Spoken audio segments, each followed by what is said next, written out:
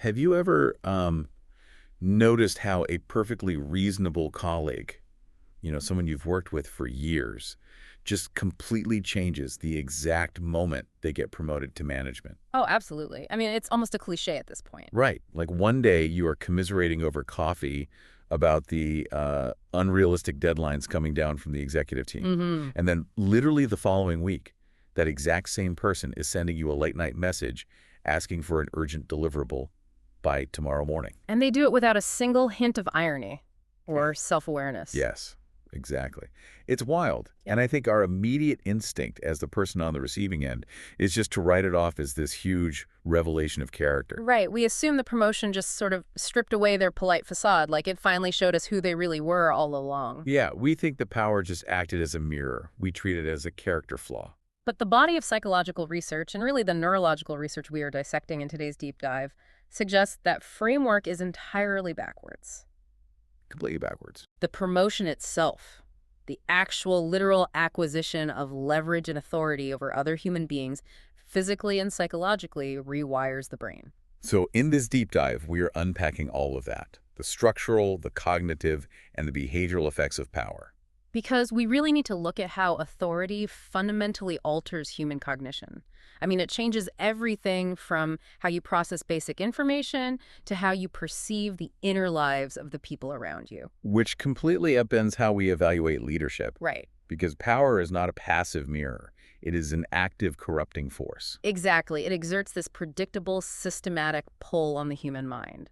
And understanding the mechanics of that pull is just crucial for everyone. Because we all exist in this matrix of power dynamics, regardless of our actual job titles. Right. You are always navigating an asymmetry of authority, whether you hold the leverage or, someone else holds it over you. So our mission today is to build a practical toolkit for you, the listener, so you can actually recognize these cognitive distortions as they happen in real time. Yeah, we're going to explore the physiological shifts that happen when you gain authority and the hidden evolutionary reasons why certain toxic traits are rewarded in corporate structures. And most importantly, how you can safeguard your own mind if you happen to be the one climbing the ladder. It's a lot to cover. It is.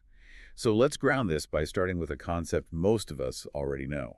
Lord Acton's famous quote from 1887. Power tends to corrupt, and absolute power corrupts absolutely. It's quoted so often it basically feels like folklore at this point, but clinical psychology actually treats it as a testable scientific hypothesis. And the clinical data paints a picture that's honestly way more disturbing than Acton's 19th century intuition. Much more disturbing. But before we look at the neurological changes, we have to establish what social psychologists actually mean when they use the word power. Right, because they aren't talking about like wearing a crown or being the CEO. No, not at all. The clinical definition is the asymmetric control over valued resources and social relationships. Let's break down that asymmetry because I think that's the key. It basically means one person holds the keys to something another person needs, and that second person has absolutely no reciprocal leverage. Exactly. And those resources aren't just financial. Right. I mean, it could be a manager deciding your annual bonus, sure. But it could also just be a team lead who controls the flow of critical information, or a supervisor who dictates your autonomy and your schedule. Like, if someone can mandate how you spend your Tuesday afternoon, and you cannot mandate theirs, that is an asymmetric relationship. And that structural reality, the asymmetry itself, triggers immediate psychological changes in the person holding the leverage, completely regardless of their baseline personality. Which is terrifying, because we have this deep-seated cultural reliance on the myth of the bad apple. Oh, heavily. When a corporate leader or a politician acts callously, the public consensus is almost always, well, we just promoted a morally deficient person. Right, the assumption is always, if we could just design a rigorous enough character screening process, we could identify the pure-hearted candidates, put them in charge, and prevent all these abuses of authority. But the research points to a much more uncomfortable reality.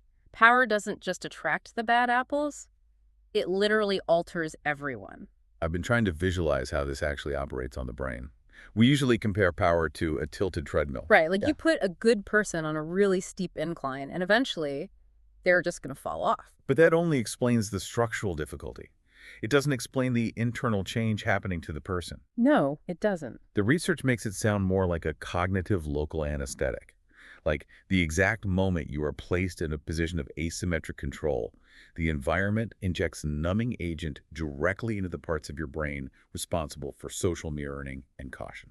The local anesthetic is a highly accurate way to frame it, especially when we look at the neurobiology behind it. So the numbness isn't a character flaw.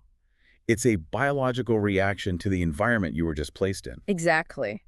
And if character screening isn't a reliable safeguard because even the most empathetic baseline personality gets numbed by the structural asymmetry, we really have to rethink our whole cultural obsession with promoting quote-unquote good people. But wait, so are we saying character doesn't matter at all? Well, no. Like if I'm hiring a CEO or electing a representative, shouldn't I still care if they are fundamentally decent?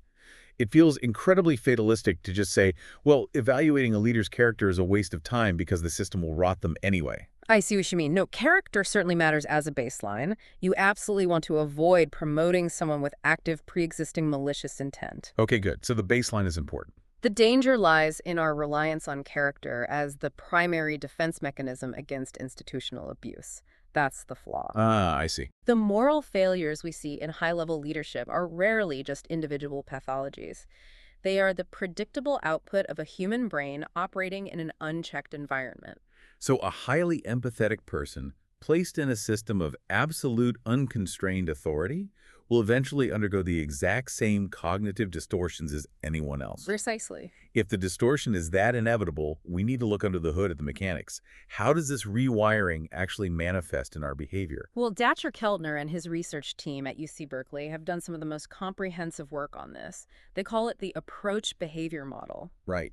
To understand Keltner's model, we basically have to look at how human action is regulated by two opposing neurological systems. Yes. The behavioral approach system and the behavioral inhibition system. The approach system is essentially the brain's gas pedal. It is. It's heavily linked to the neurotransmitter dopamine. It gets activated by the presence of rewards, goals, and opportunities. So when the approach system dominates, you become highly assertive, action-oriented, and just hyper-focused on achieving an outcome. Right. You see the target and you move aggressively toward it. And the behavioral inhibition system, that's the brakes. Exactly. It's the cognitive braking system. And it's closely tied to the amygdala and the prefrontal cortex, which monitor for threats, uncertainty, and social punishment. So when the inhibition system is active, you become cautious. Very cautious. You scan your environment. You pay intense attention to social cues, facial expressions, group norms. Because historically, monitoring the social climate is how a human being avoids stepping out of line and being ostracized by the tribe. Which used to mean death. So, yes.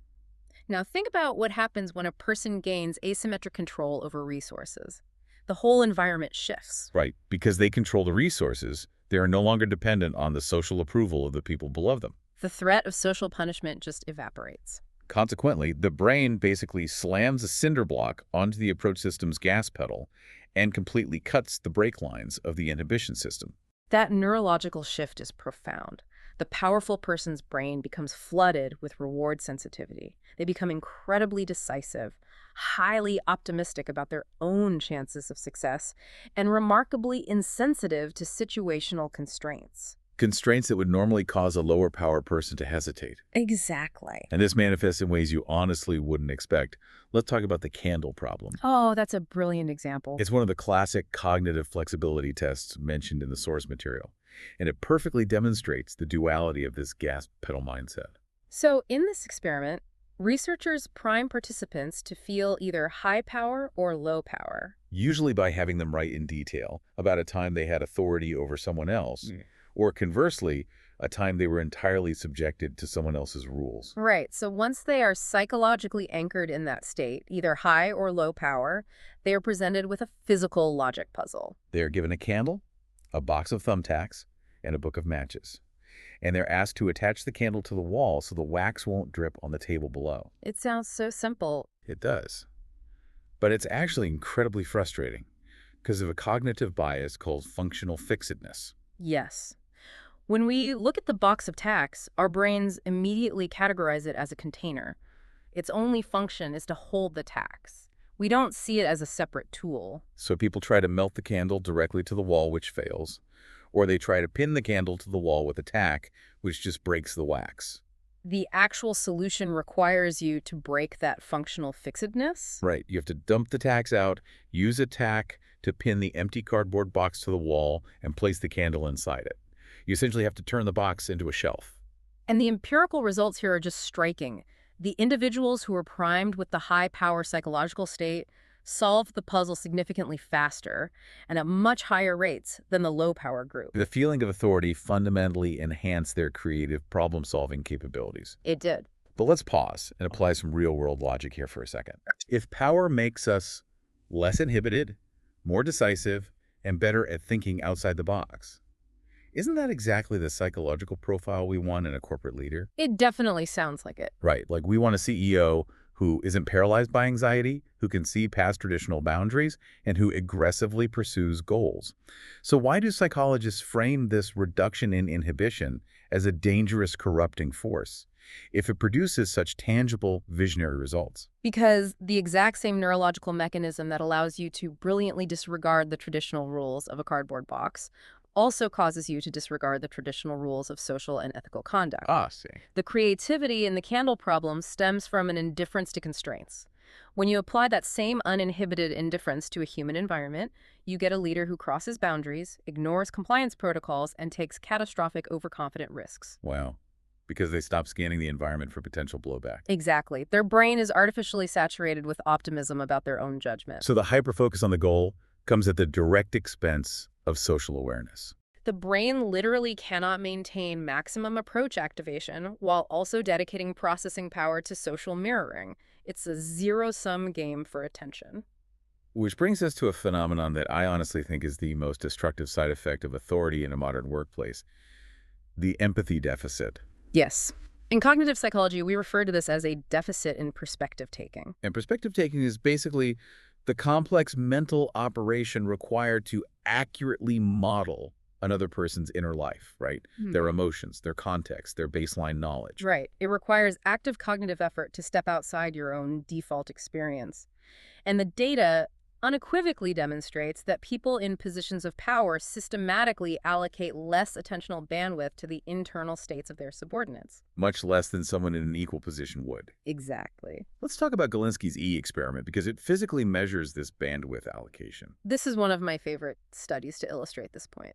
So Galinsky primed participants into high or low power states, handed them a marker, and asked them to draw the letter E on their own foreheads. It sounds like a parlor trick, doesn't it? Totally does. But it's actually a brilliant measure of cognitive load and spontaneous simulation. Right, because if you draw the E so that it's readable to yourself as if you were tracing it from the inside of your own skull, it appears backward to the person looking at you. And if you draw it so it's readable to the observer, you have to mentally rotate the letter. Which requires you to spontaneously adopt the physical perspective of the other person. And what we see is a stark divergence based purely on the power prime. The high-power participants overwhelmingly drew the E in their own orientation.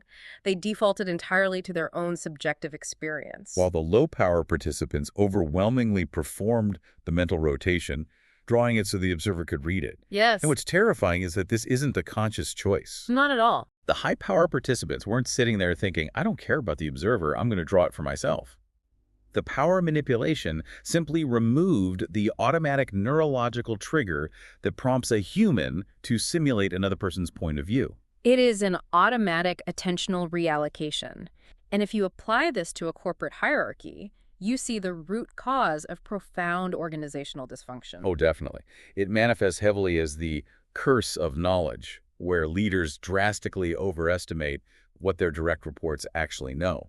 Think about the manager who has the 30,000-foot view. Right. They know the board's pressures, the macroeconomic trends, the budget constraints. And then they assign a project with, like, a 2-sentence email. They implicitly assume the subordinate shares all that highly classified context. Which they don't. So the subordinate receives instructions that make absolutely no sense and feels completely set up to fail. And the manager literally cannot remember what it feels like to not possess that information. It's a blind spot. But the deficit extends beyond just mere data, right? It severely impacts emotional intelligence, too. Leaders systematically underestimate the emotional shockwave generated by their own communications. Let's use a real-world example. Imagine a department head sending a Slack message at 4 p.m. on a Friday that just says, "Need to see you in my office first thing Monday morning." Oh, that is brutal. To the department head, whose approach system is entirely focused on the mechanical goal of scheduling a meeting, this is an efficient, neutral communication. They hit send and go enjoy their weekend. Right, they don't even think twice about it. Meanwhile, the subordinate, whose inhibition system is highly active and constantly scanning for threats, receives that message as a massive existential alarm bell. They spend the next 48 hours in a state of high anxiety, reviewing every mistake they might have made over the past year, convinced they're going to be fired on Monday. The leader inflicted massive emotional distress without a shred of malice, simply because their brain no longer automatically simulates the emotional reactions of people with less leverage. It makes sense.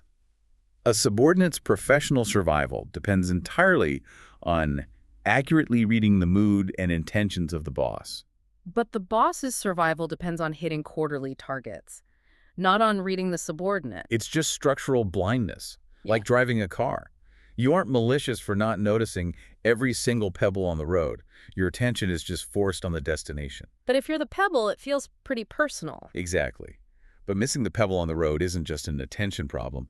It eventually becomes a moral one. It does. Once you stop feeling the bumps you were causing, your brain needs a way to justify the damage left in your wake. And that is exactly where we run into Albert Bandura and the concept of moral disengagement. Bandura was instrumental in mapping the specific cognitive mechanisms humans use to deactivate their internal moral compasses. We all possess ethical standards, but Bandura demonstrated that we are remarkably skilled at convincing ourselves that those standards just sort of do not apply to our current actions. And when you combine that with the perspective-taking deficit of power, these mechanisms operate with terrifying efficiency.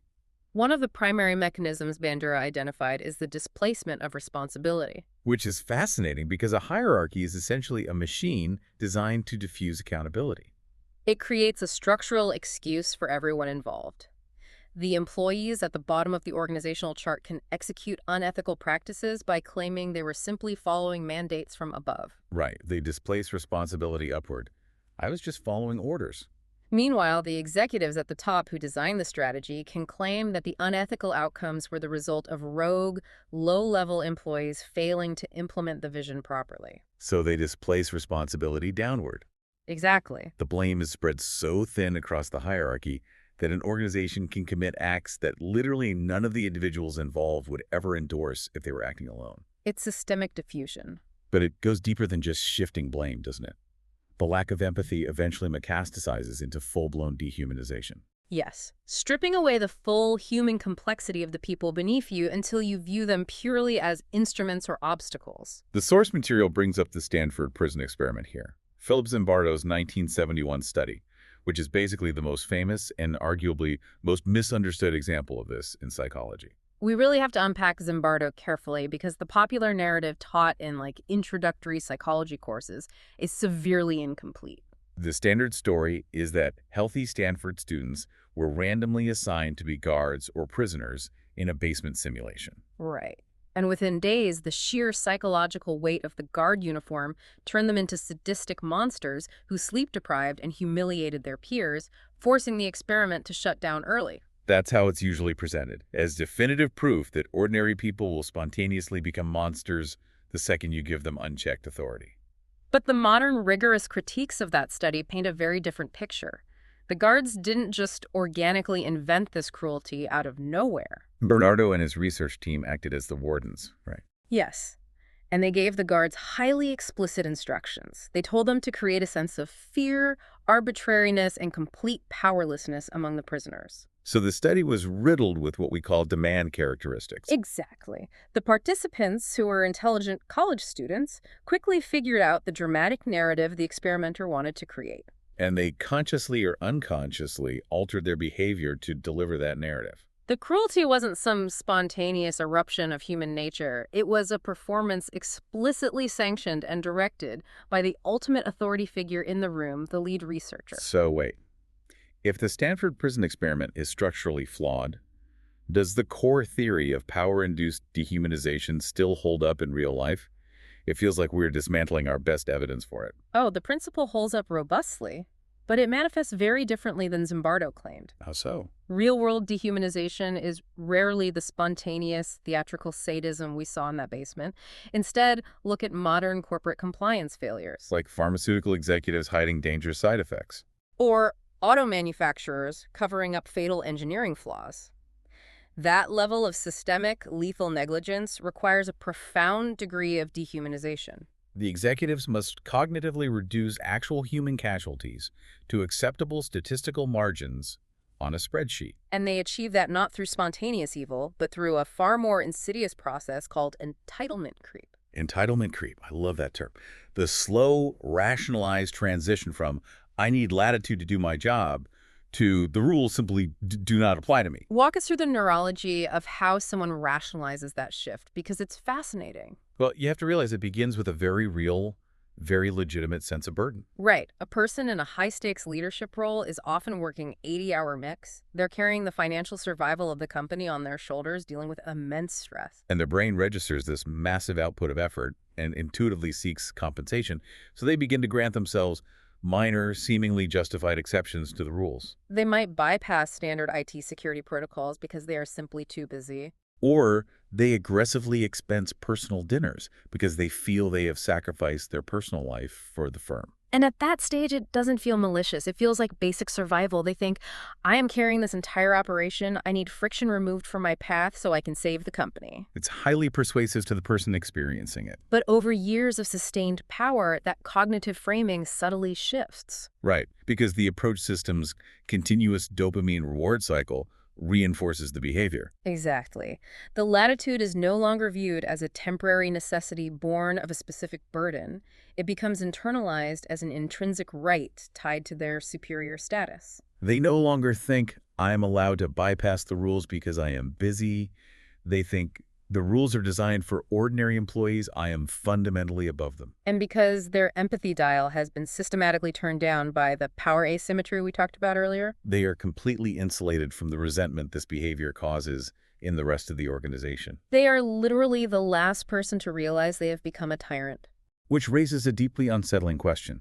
If the structural reality of power is this neurologically dangerous, if it numbs your empathy, blinds you to your own entitlement, and isolates you from reality, who is actively volunteering to step into the machine? This is the critical intersection between the situational effects of power and inherent personality psychology. Because while the asymmetric control of resources distorts everyone's cognition, humans do not all possess the same innate drive to acquire those resources in the first place. Right. David McClelland's foundational research on human motivation offers a vital distinction here. He identified two distinct drives: socialized power motivation and personalized power motivation. Let's define the difference, because this explains so much about modern organizational dysfunction. Okay, so socialized power motivation is the drive to acquire leverage in order to serve a larger pro-social goal. A person with high socialized power motivation looks at a broken system like a failing school district or an inefficient supply chain and recognizes that they need structural authority to actually enact a solution. They view power instrumentally as a tool for organization building and collective achievement. And longitudinal studies show these individuals tend to build highly resilient, effective institutions. But then we have personalized power motivation. Right. This is the drive for dominance, status, and control as ends in themselves. The goal isn't to fix the supply chain. The goal is to be universally recognized as the genius in charge of the supply chain. And this is where the data becomes really alarming. Personalized power motivation correlates heavily with subclinical narcissism. And it frequently overlaps with the psychological framework known as the dark triad. The dark triad. It sounds like a comic book villain team, It really does. but it's a very real personality inventory. It groups together narcissism, which is a grandiose sense of self-importance and entitlement, Along with Machiavellianism, which is the cold, strategic manipulation and exploitation of other people. and psychopathy, which in a corporate context means high impulsivity, thrill-seeking, and a chilling absence of remorse or empathy. And we aren't talking about clinical incarcerated psychopaths here. We are talking about subclinical traits. People who can function perfectly well in society, but possess these underlying emotional architectures. And the undeniable reality of organizational psychology is that individuals who score highly on the dark triad spectrum are vastly overrepresented in the C-suite, in political office, and in almost every high-profile leadership domain. But wait, if these people lack empathy and view colleagues entirely as disposable instruments, how do they keep getting promoted? It's a great question. It's not like the board of directors is sitting around a mahogany table saying, our quarterly earnings are down, we need to hire a Machiavellian narcissist to turn things around. No, of course, sir. There are plenty of highly successful, deeply empathetic leaders out there. So how are the toxic ones routinely surviving the vetting process? They survive and often thrive because of an evolutionary glitch in human psychology. A glitch. Yes. In ancestral environments, during moments of crisis or uncertainty, human tribes needed rapid, decisive action to survive. We evolved a heuristic, a mental shortcut, that tightly associates extreme, unwavering confidence with actual competence. Wow. We are biologically wired to follow the person who speaks the loudest, who never shows doubt, and who promises absolute certainty. And a subclinical narcissist is uniquely equipped to exploit that exact heuristic. Because they lack self-doubt and possess a grandiose view of their own abilities, they project the exact type of unwavering confidence that our primate brains confuse with genuine leadership capability. They excel at self-promotion and crafting highly charismatic, persuasive narratives about their own visionary genius. The traits that ultimately make them toxic are completely masked during the acquisition phase of power. The source material refers to this dynamic as the tragedy of power. It truly is a tragedy. The specific behavioral toolkit required to rapidly ascend a modern hierarchy, relentless self-promotion, credit-claiming political manipulation, and dominating social spaces is diametrically opposed to the toolkit required to actually govern an organization effectively once you reach the top. Because governing requires collaboration, meticulous organization building, and elevating others. Exactly. So we have accidentally engineered a corporate and political filtering system that naturally fast-tracks the worst possible psychological profiles. While the thoughtful, collaborative individuals, the ones who index high in socialized power, get passed over because they are actually willing to admit when they don't have all the answers. So we are facing a dual threat. The system naturally selects for dark triad traits, and even when a genuinely good person navigates the maze, the structural asymmetry of the role immediately begins to numb their empathy and trigger entitlement creep. It's bleak. How does any human organization survive this? Survival requires the deliberate, aggressive construction of institutional cages. Institutional cages. Yes. We have to build rigid architectures that anticipate and constrain the behavioral distortions of authority. Now, the immediate reaction for a lot of people hearing this is to just say, burn the cages and burn the hierarchy. Oh, absolutely. Let's move to a completely flat, egalitarian organizational structure where no one is the boss. Just eliminate the 45-degree slope entirely. It is a deeply appealing utopian idea. But organizational sociology consistently demonstrates that true flatness in large groups is a destructive illusion. As the feminist scholar Jo Freeman pointed out decades ago in her essay, The Tyranny of Structurelessness. Yes, her work is essential here. When you remove formal hierarchies, you do not actually eliminate power dynamics, you merely force them underground. You end up with hidden, shadow hierarchies based on charisma, friendship networks, and social manipulation. Which are impossible to regulate because they officially, quote-unquote, don't exist. Furthermore, beyond a certain size, flat organizations suffer from total paralysis. Endless consensus-seeking destroys operational efficiency. So we are stuck with the hierarchy. We need the asymmetry to coordinate large-scale human action. But we need to chain the beast. The research outlines several specific mandatory constraints. The first is absolute transparency in decision-making. Transparency directly attacks the information asymmetry that enables moral disengagement. If the rationale behind resource allocation, promotions, and strategic pivots is visible to the entire organization, it becomes exponentially harder for a leader to quietly displace responsibility or bend the rules for their own benefit. The second constraint is the mandate for upward feedback. This is the direct antidote to the perspective-taking deficit. If the leader's brain has biologically stopped simulating the emotional state of the employees, you have to build unavoidable structural pathways for the employees to force that reality back into the leader's field of vision. You have to hand a megaphone to the pebble so the driver can't ignore the bump. That's a great way to put it. And third, organizations must implement term limits or enforced rotation of power. The most effective way to shatter entitlement creep is to ensure the power is temporary. If an executive knows that in 36 months they will return to the general workforce and be subjected to the exact policies they are currently writing, their motivation to design fair, equitable rules increases dramatically. And finally, genuinely independent oversight.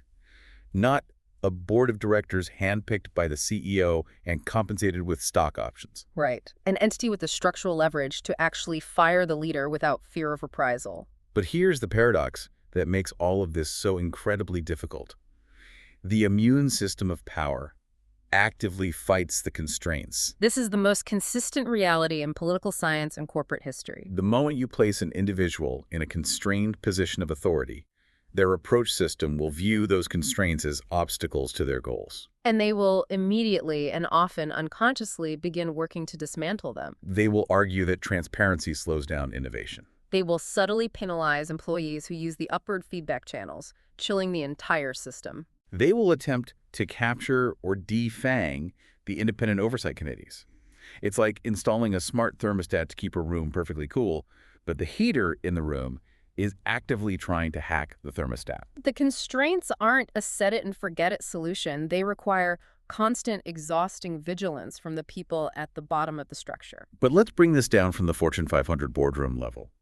The vast majority of people listening to this are navigating these dynamics on a micro scale every single day. The micro-application of this research is really critical because almost everyone is a subordinate to someone else and simultaneously holds some degree of leverage over another person. Even if it's just an intern or a vendor. Exactly. So if you are a subordinate, the most vital takeaway from this deep dive is that your boss's lack of awareness is a structural reality, not necessarily a personal vendetta. So many of us sit at our desks, drowning in our workload, silently fuming because our manager hasn't noticed we're burning out. We tell ourselves if they were a good person, they would see how much I'm struggling. But that assumption relies on a fundamentally flawed model of human cognition.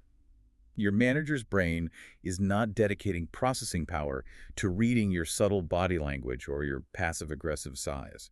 They are looking upward and outward at their own targets. If you rely on hints to communicate your distress, you will be ignored and you will eventually burn out. You have to explicitly manage upward. You must make the invisible visible. You have to say, directly and clearly, I have reached maximum capacity. I need you to prioritize these 3 projects because I cannot complete all of them by Friday. You have to manually supply the perspective that their brain is no longer generating automatically. And the application is even more urgent if you are the one holding the leverage. Let's say you just got promoted to lead a 3-person creative team. It is incredibly easy to listen to a discussion about dark triad CEOs and think, well, I just approve vacation requests for 3 junior designers. I don't have enough authority to experience cognitive corruption. That is pure optimism bias. The psychological shifts operate in direct proportion to the power differential. The moment you have the asymmetric ability to affect someone's daily life, your empathy dial turns down.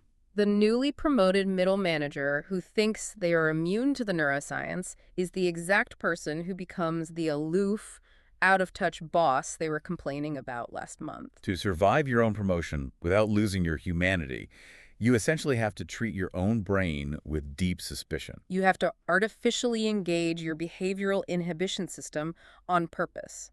You must obsessively solicit feedback, over-communicate context, and force yourself every single day to run the cognitive exercise. Well, what does it actually feel like to be on the receiving end of my communication right now? You have to manually pump the brakes. But navigating this hierarchy isn't just about the broad strokes of how you structure a team or solicit feedback. It is inextricably tied to the actual specific words you choose to use in a meeting. This brings us to a fascinating sociolinguistic layer of the research, the hidden linguistic code of power. This is where the psychology of authority meets the pragmatics of language. For people operating in English-speaking professional environments, understanding the grammatical structure of the language is entirely insufficient. There is a secondary, largely invisible linguistic register that dictates who holds status, and it frequently operates counter to our basic assumptions about dominance. I was blown away by Victoria Peck's research on hedging. Oh, that was incredible. The conventional wisdom is that if you want to project power, you use the imperative tense, you give direct commands. Rewrite the introduction, change the color palette. But Peck's analysis reveals that in American corporate culture, using direct commands can actually signal insecurity. The true linguistic flex of secure authority is indirectness and hedging. Think about the pragmatic difference between a senior partner saying, redraft this contract, versus the same partner saying, I think we might want to consider taking another look at the language in this section. On a literal level, the second sentence is incredibly weak. It is heavily padded with hedges. I think might want to consider another look. It sounds like they are just politely brainstorming. But sociolinguistically, it projects absolute dominance.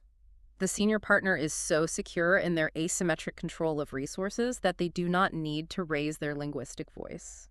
They can afford to frame a non-negotiable mandate as a gentle, collaborative suggestion, fully expecting that the subordinate will decode it as a command. If a leader resorts to barking direct orders, it often betrays a fear that they won't be obeyed without explicit force. It is the verbal equivalent of a billionaire wearing a plain gray t-shirt instead of a tailored suit. It's power grammar. The ultimate display of leverage is pretending you don't even need to use it. And Deborah Tannen's work expands on this brilliantly, looking at how the privilege of controlling a conversation's topic, the freedom to use strategic humor, and the unspoken rules of who is allowed to interrupt whom are heavily dictated by hidden cultural and gender dynamics. This creates a profound barrier for non-native English speakers or individuals from different cultural backgrounds entering an American corporate hierarchy.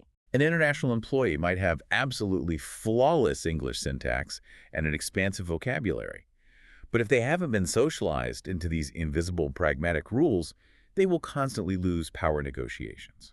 They might issue a direct command because, in their native linguistic culture, that is the respectful, straightforward way to handle business. But in an American boardroom, they are perceived as overly aggressive or socially uncalibrated. Conversely, they might interpret a boss's heavily hedged suggestion as an optional idea, fail to execute it, and be penalized for insubordination. The invisible rules of grammar enforce the invisible structures of leverage. We have covered an immense landscape of psychology today. We looked at how the approach system acts as a cognitive local anesthetic, blinding us to risks and numbing our ability to simulate the emotions of others. We examined how moral disengagement and entitlement creeps slowly construct a reality where a leader views themselves as above the rules they enforce. And how the evolutionary quirks of human psychology actively promote dark triad personalities into those exact roles. And we explored the desperate need for institutional cages, transparency, term limits, and upward feedback to counteract a neurological shift